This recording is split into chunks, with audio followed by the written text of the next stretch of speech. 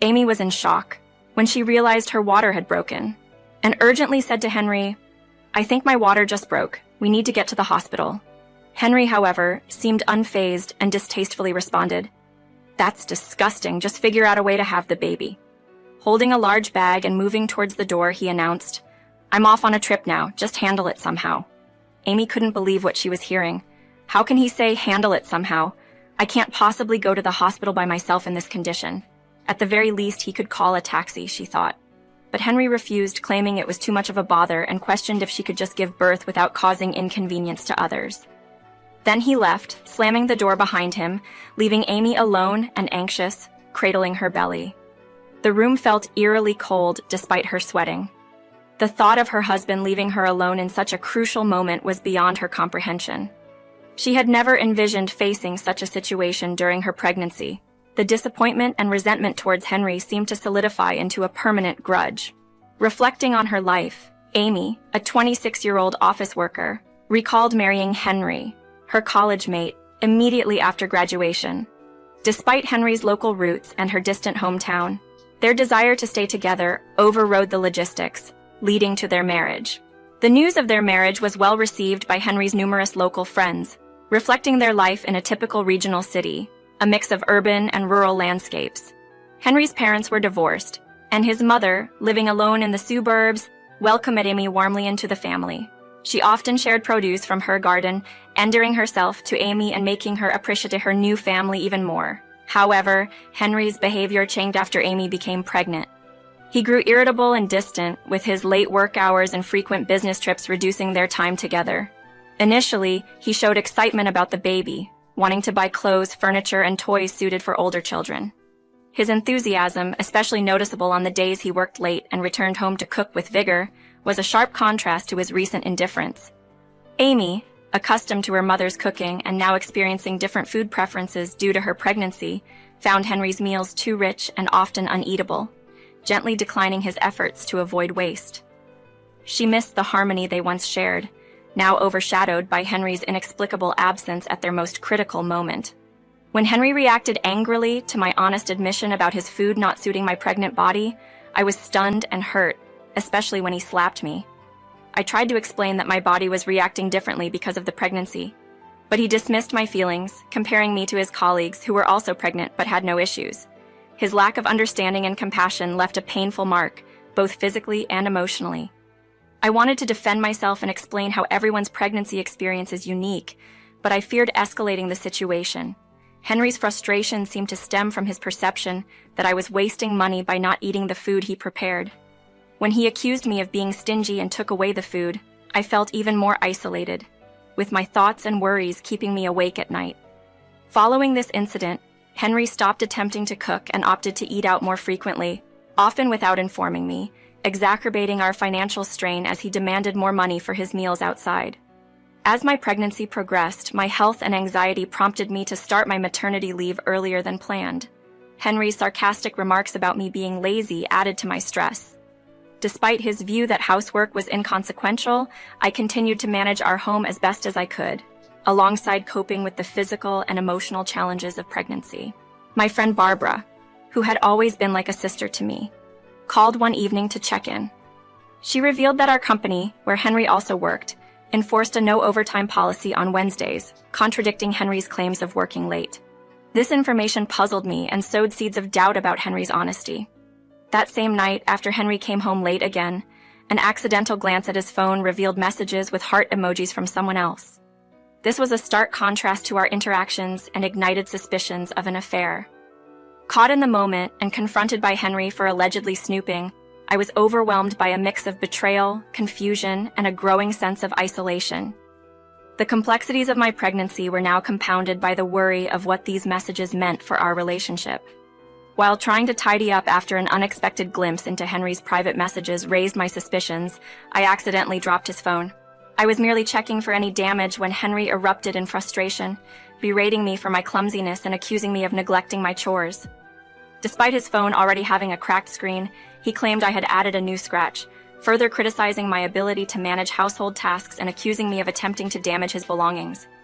His reaction only added to the tension, especially when he stormed off, presumably to protect his phone from further accidents. Amidst these troubles, I found a small comfort in the anticipation of a visit from Henry's mother. She planned to bring fresh produce from her garden and offer her wisdom on childbirth, which I looked forward to amidst the coldness I felt from Henry. On the day of her visit, I went to great lengths to prepare the house, even applying makeup to present myself well. Unexpectedly, Henry was home that day, seemingly preparing for a trip. When I questioned him about his plans, especially since his mother was due to arrive, he seemed oblivious to our prior conversation. Before I could press further on the matter, a sudden sharp pain signaled the onset of labor, prompting an urgent need for the hospital. However, Henry's reaction to my water breaking was dismissive and insensitive, equating it to a mere inconvenience. In a surprising twist, he appeared to show a glimmer of consideration by calling a taxi, leading me to momentarily believe he still harbored some care for our situation. Yet, this hope was quickly dashed when he claimed the taxi for himself, leaving me in a vulnerable state as he departed for his plans.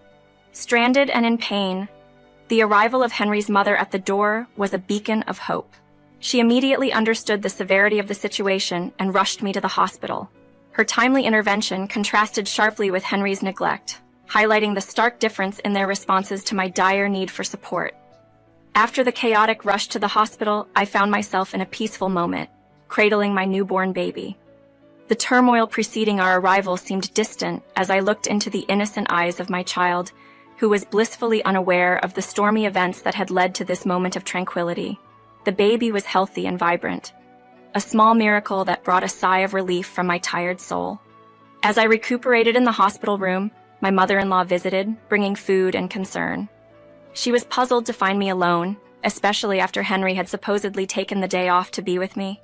Her shock deepened as I recounted how Henry had left on a supposed trip, right before my labor began, and how he callously told me to handle the birth on my own before abandoning me. Her anger at this revelation was a new side to her I hadn't seen before, her gentle demeanor replaced by rightful indignation. The reality of the situation hit hard the following day when my parents arrived from our hometown. Sharing the full story with them was difficult, and reaching out to Barbara, my close friend and Henry's colleague, brought additional insights. Barbara's reaction to the news was one of fury and concern. She came to visit, despite the usual reservations about visiting so soon after birth, because I had important matters to discuss. During her visit, the conversation took a serious turn. Barbara, hesitant in the presence of my mother-in-law, suggested that I consider divorcee, a heavy recommendation given the circumstances. She then revealed her suspicions about Henry's fidelity, mentioning a colleague named Rachel, with whom Henry appeared unusually close. Barbara had witnessed them together outside of work, hinting at a relationship that went beyond professional boundaries. This potential affair, coupled with his abandonment at a critical time, painted a grim picture of my marriage's future. Both my mother-in-law and Barbara assured me of their support, offering practical solutions and emotional backing. They proposed that I move out of the house I shared with Henry, offering their homes as safe havens. Overwhelmed by their generosity, I accepted my mother-in-law's offer to stay with her temporarily. This transition was not easy. Moving my belongings and adjusting to a new living situation while recovering from childbirth and caring for a newborn was daunting. Yet, the solidarity shown by my mother-in-law and Barbara provided a foundation of support, enabling me to face the challenges ahead with a sense of hope and determination. Their willingness to help, from moving my things to offering a place to stay, underscored the value of the familial and friendship bonds that sustained me through this tumultuous period. Their generosity was a beacon of light during a tumultuous time. My mother-in-law was always delighted to visit her grandchild, and Barbara, who provided invaluable help with the move, showed me a level of kindness and support that was both overwhelming and heartening.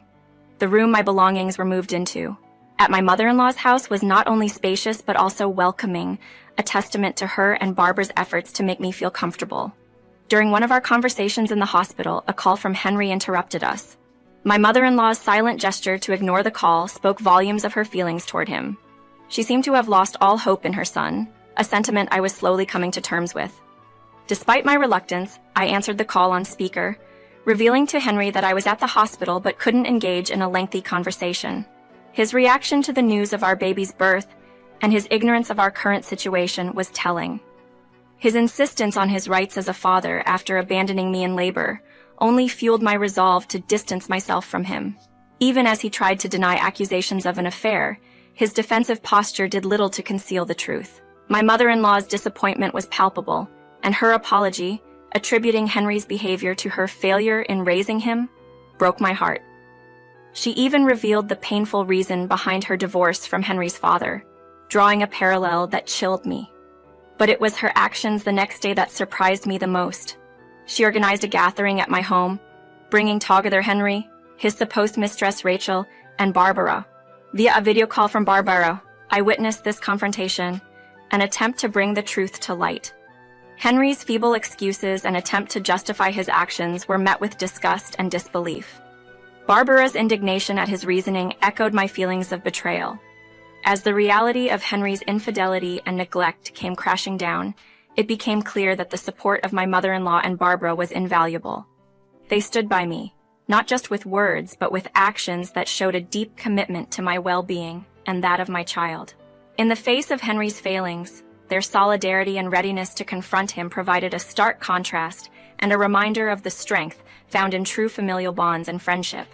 Amid a heated confrontation, the room fell silent as Barbara vehemently rebuked Henry's flimsy justification for his actions, challenging the stereotype he tried to hide behind. Her fury underscored the gravity of the betrayal, making clear that not all men resort to such deceit. Henry, cornered and desperate, threatened legal action, but his bluff was called when Barbara presented concrete evidence of his affair with Rachel, including heartfelt messages and photos that left no room for doubt.